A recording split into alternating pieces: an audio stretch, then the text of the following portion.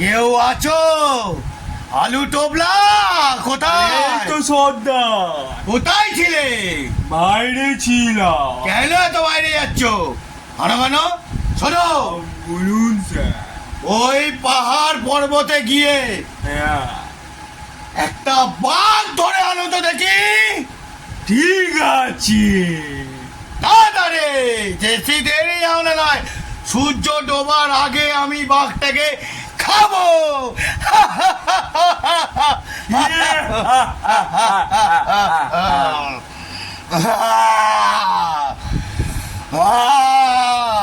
সর্দার হ্যাঁ, আমি বাঘ এনেছি। বেশ করেছো, বেশ করেছো। বাঘটা খেয়ে তোমার আরেকটা কাজ করতে হবে। কি সর্দার?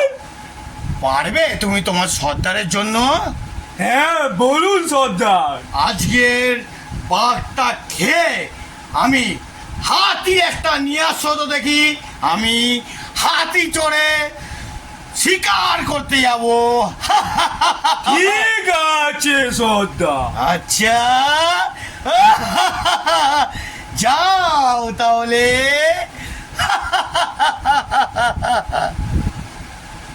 সর্দার বলো। আপনার জন্য হাতি নিয়ে এসছি।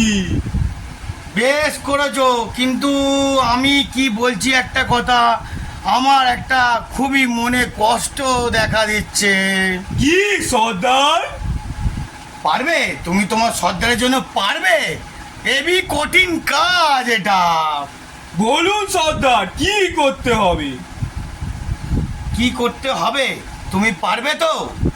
তাহলে হ্যাঁ, বলুন। তুমি যেখান দিয়ে পারো, যেখান দিয়ে পারো, ইংলিশ, ভুটান আর আমেরিকা, যেখানে পারো সেখান থেকে আমার একটা পরীর দরকার। ঠিক আছে সর্দার, তুমি আমি যাচ্ছি। তুমি কি পরী আনতে পারবে তোমার সর্দারের জন্য? হ্যাঁ পারবো। ও বাবা, আমার তো কি মজা লাগছে। পরী আনবে, পরী পরী। এত টাইম হয়ে গেল, এই আলু টোবলাটা আসছে না কেন? পরীর আমার দরকার, পরীর দরকার। আমার মাথা গরম হয়ে যাচ্ছে।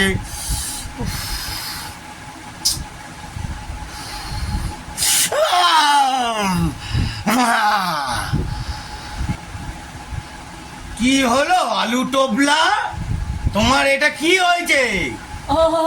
কি হলো? সর্দার খুব ব্যথা। কেন কেন কেন? পরি খুঁজতে গিয়ে আপনার জন্য হ্যাঁ। আমাকে জুতো ঝেঁটা দিয়ে মেরেছে।